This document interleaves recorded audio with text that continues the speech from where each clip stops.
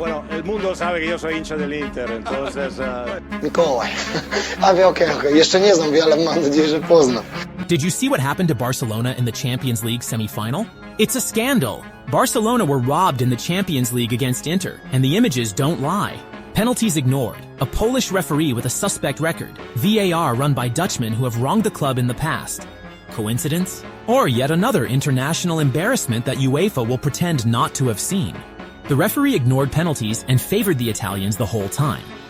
You'll see now the moves that prove the injustice. The game started with Barca pressing, and it looked like Flick's side would qualify. But right from the start it was clear, it wasn't just Inter that Barca had to beat that night. There was another opponent on the pitch. And he was wearing orange and black, Marciniak and his team.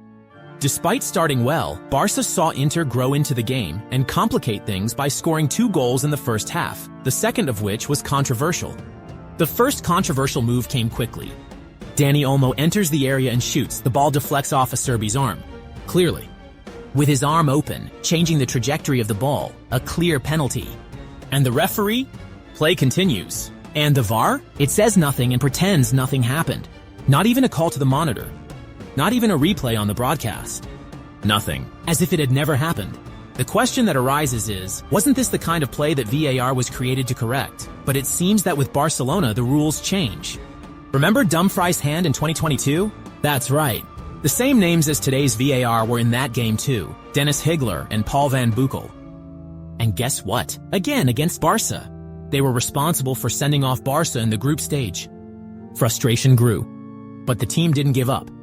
They tried, they created, they attacked. Lamine Yamal took blow after blow. DeMarco looked like he was playing MMA, and even then, without a card. Barca were whistled for any firmness in their approach. Criteria? Only for one side. Lautaro Martinez opened the scoring for Inter, against the run of play. And shortly afterward came the move that changed everything. Barca gets to the ball cleanly and takes it away from Lautaro with a perfect trolley. The referee continues. He doesn't score until the VAR calls him. Yes, now it was. Now it was worthy of review. Within seconds, a penalty was awarded. Lautaro throws himself at the defender, but the ball was almost out, and Cubarsí would have touched it first. The same intensity that didn't serve to score the penalty in Barca's favor now served to give a penalty against. Double standards. Marciniak, the Pole who many consider the best in the world, but who has a long list of dubious decisions, especially when Real Madrid are involved. And it's no coincidence that he was wearing the Real Madrid shirt in an image that went viral on the net. The match was already tense, but Barca's frustration was heightened by controversial refereeing decisions that seemed to go against them after so much effort. Curiously, it was very similar to Julian Alvarez's double touch in the famous penalty that Marciniak didn't even review in the Atletico Real Madrid match in the same Champions League. Many, including football experts, considered the decision controversial. Arsène Wenger, FIFA's Director of World Football Development, has been particularly critical of the use of VAR, saying that the system is being applied inappropriately in the sport, and considers that the move is not a penalty. I'm highly against this kind of penalties. And I'm highly against using the slow motion. On a normal pace, this is a great tackle, and he's first on the ball. Why does he touch him? Look what he's doing, Lautaro Martinez. He leans into him. He looks for the penalty. He knows he will not score now, because he feels him there. And the referee, in this situation, shows that he, for me, has not made the right decision. Look, he's first on the ball, and that's what for me counts. The rest is done by Lautaro Martinez. He leans, okay. I agree with you, but there is a contact. It doesn't matter if it's contact. It's who plays the ball and who wins the ball first. After Kalinoglu's free kick, which made it 2-0, the possibility of a red card for aggression arose. Without TV images, and as reported by radio broadcasts, Acerbi allegedly kicked Íñigo Martinez, who complained strongly about the aggression. The referee didn't notice, the VAR ignored it. The match report showed nothing but the Basque defender indignant and the referee stating that nothing had gone wrong. At halftime, Lautaro tried to calm down Íñigo, who was still visibly irritated by the Italian defender's attitude. Pedri entered the area, and while trying to return a pass, the ball hit Acerbi, first in the body and then in the arm. Pedri drew the referee's attention, but the VAR didn't think it necessary for Marciniak to go to the monitor. The move sparked debate on the broadcast, with Movistar Plus analyst Mateo Lahoz claiming that it wasn't clear what had happened. The VAR's assessment caused the game to be interrupted for a few minutes, and Lahoz commented, "It doesn't look like it." UEFA is very protective of these replays, leaving the situation even more controversial and full of doubts. Barcelona, wounded though they were, hit back with 2 goals from Eric Garcia and Dani Olmo to tie the game. And here comes another chapter in the tragedy. Lamine Yamal is clearly fouled by Mkhitaryan inside the box. The referee awards a penalty, a chance for redemption. But it doesn't last a minute. The VAR calls it in, says that the first contact was outside the area, and orders the decision to be overturned. What's more, the referee obeys, without even going to the monitor to check. Marciniak chose not to check the monitor and overturned the penalty without a proper review. Do you notice the pattern? When it's against Barca, they review it. When it's in their favor, or game on. The foul was first committed outside the area, but Yamal continued and was clearly brought down again inside the area. According to the rules, the final contact is what matters, and in this case, it happened inside the area. It should have been a penalty, but it wasn't. They went out of their way to disobey the rules in order to favor Inter. UEFA needs to investigate this referee, who claims to be the best, but in fact seems to be more of a pro-Madrid, anti-Barca referee. Per mi és un error flagrant del VAR perquè és un penal clar. This was the opinion of Spanish referee Xavier Estrada Fernandez, who made it clear that not awarding the penalty to Lamine is a blatant error by the VAR, and analyzed the controversial play in detail. For me, it's a blatant error by the VAR because it's a clear penalty. There were 2 contacts, and Paul van Boekel, the VAR referee, sticks to the first contact, which is also not clearly shown to us. We needed a static image to know exactly when the first contact occurred.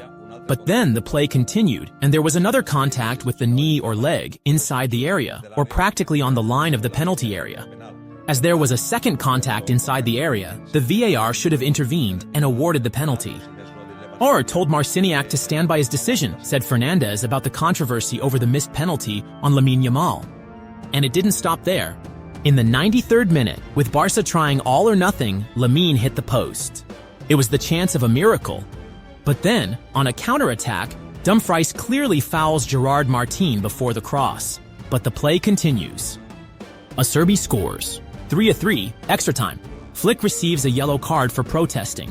And again, the VAR pretends not to have seen. That was the height of shame, showing how garbage this refereeing team is and an affront to soccer. Barcelona didn't deserve that.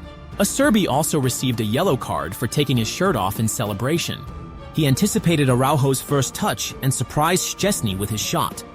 However, if he had been cautioned for the attack on Inigo, he would have been sent off. The most infuriating thing? UEFA's broadcasting avoids showing replays of dubious moves. Once, twice, 3 times. The cuts are coldly calculated. Barca fans have begun to notice the blatant theft of this referee who doesn't like Barca. Former players, journalists, fans. All saying the same thing. That wasn't a mistake. It was a scandal. Eric Garcia was direct. I've been to Inter Milan Stadium 3 times now, and things always happen that are out of our control and don't go our way. We all know what happened with this referee when we came here last time. It's no excuse, because we conceded 7 goals, but Eric Garcia expressed his deep dissatisfaction in the Barcelona dressing room with the officiating of Polish referee Simon Marciniak, already favorably linked to Real Madrid, and his VAR collaborators. Proud of the team.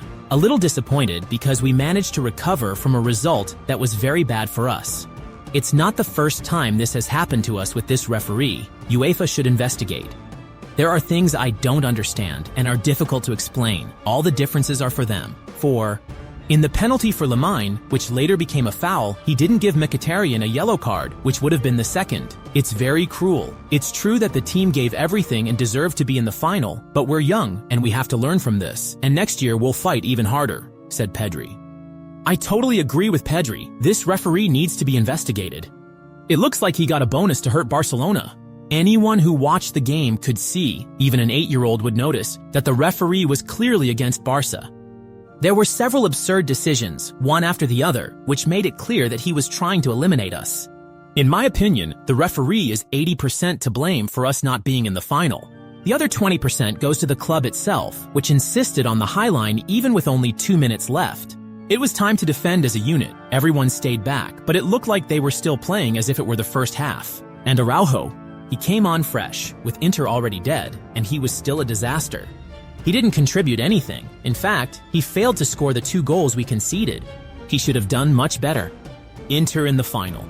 Barca eliminated. Once again, a bitter taste in the mouth. And it's not just because of the defeat, it's because of the feeling of powerlessness, of injustice, that the game was stolen in slow motion, with the backing of UEFA itself. The question that remains is, if it had been Real Madrid instead of Barca, would the referee have acted in the same way?